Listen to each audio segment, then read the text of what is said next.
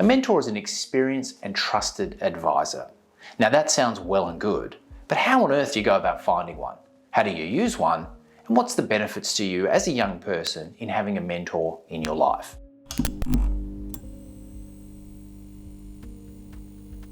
Oftentimes, the thought of having someone else who's a bit older than you telling you what to do can sound pretty much horrible. But used effectively, a mentor is someone who can help you throughout your career, blaze a path, and get ahead of some of your peers in a really smart way. Many people confuse their boss as a mentor. Now, many bosses, and I like to think myself as one of those, are pretty good in terms of giving guidance and direction to the people who work around them. However, at the end of the day, the boss is the person who's going to dictate terms and in the worst case scenario, potentially move you on from your role. The advantage of having a mentor is this is someone that you can trust and go to with some of your deepest, darkest thoughts about your role or where you might be going in your career. For example, many bosses aren't going to want to hear that you have a major beef with a coworker. They'd like you to figure that out for yourself. Whereas a mentor will probably take the time to sit and listen to some of the challenges you have and provide you with some tips and tricks on how you may be able to work around or navigate a challenge. You may have a situation where another employer has potentially tapped you on the shoulder and said, hey, got an opportunity for you.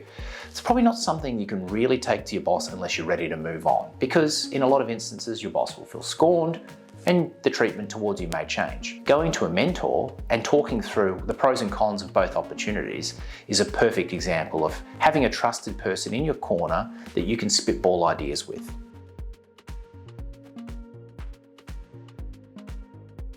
When you first dive into your career, there's a hell of a lot of things you simply don't know. Now, many of those things you figure out yourself, like being on time, or when you should go and eat lunch, or when deadlines need to be hit. But there's simple nuances that sometimes take a little bit longer to figure out that a mentor can really help you with.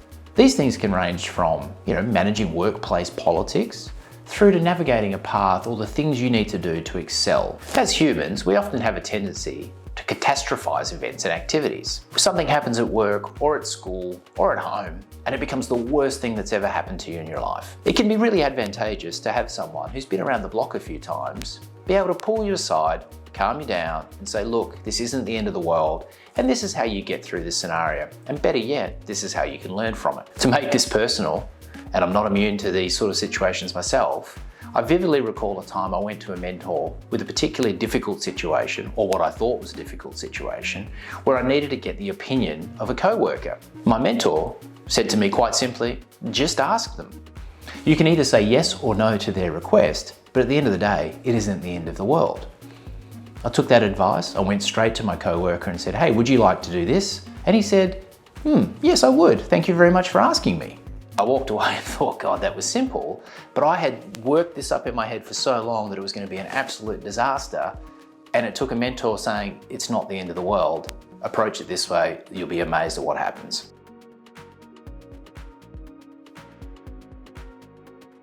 A smart way is thinking about industries that you might like to work in, and then identifying people in that space who would be suitable to mentor you.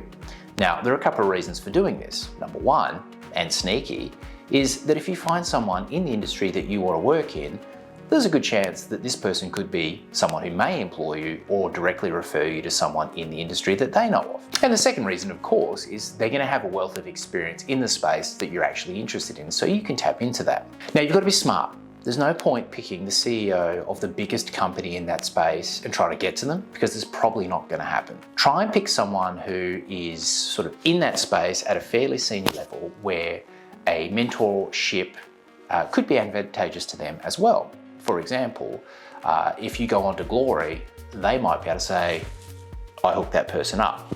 So pick a level that you could probably get to, but that is also beneficial to you. The other thing that is kind of interesting is age range.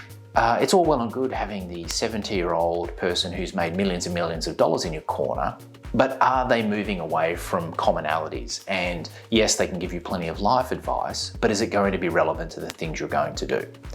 Someone who's 5 or 6 years above you in both age and experience could be advantageous because they're more familiar with the things that you're going to be doing, the directions you may be heading, and they may be able to plug you into roles that are closer aligned to your skill sets. Obviously, you can identify prospectives through online mediums such as LinkedIn, but you also probably want to be introduced to that person as well. So another sneaky way of finding a mentor is identifying someone in a company or industry who may be a little bit too senior to be your mentor and reaching out to them and suggesting or asking them, hey, do you know anyone who may be a prospective mentor to me?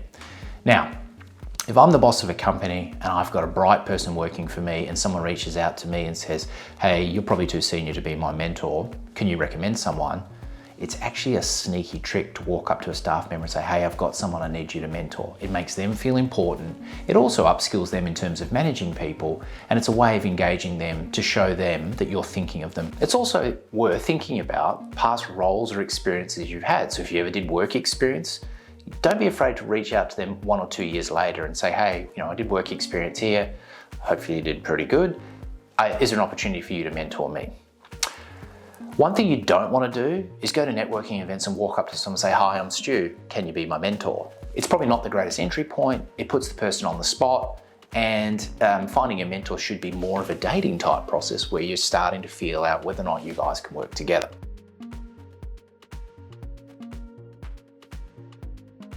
There's also an element of managing your mentor. So what I've seen a lot of people make the mistake in doing is expecting the mentor to run around and do a lot of work on your behalf. So you need to think about how you can optimize the experience.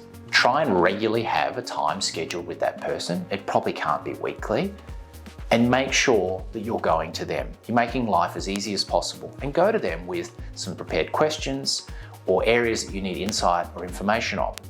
This sort of sets the tone and allows them to understand what it is that you're looking for or seeking.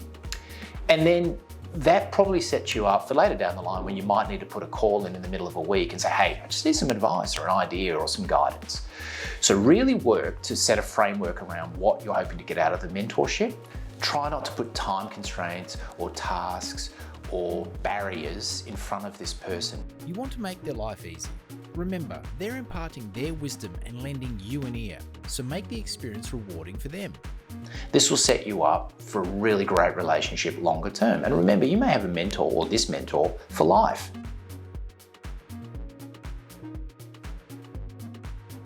So what are the benefits of having a mentor? Well, number one, it's real life experience. Remember, you're just starting your career and this person has been around the block a few times.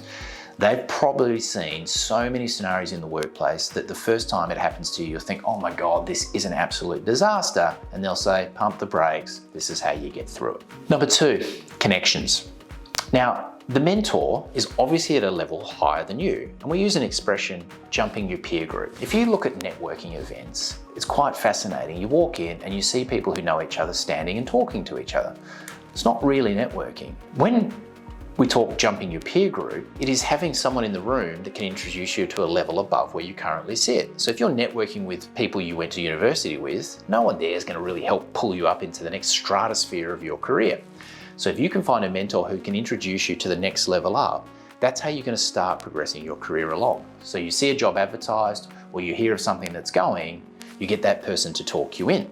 Number three, sounding board. As I said previously in the video, there's going to be scenarios that you just can't take to your boss and that you need advice and expertise on.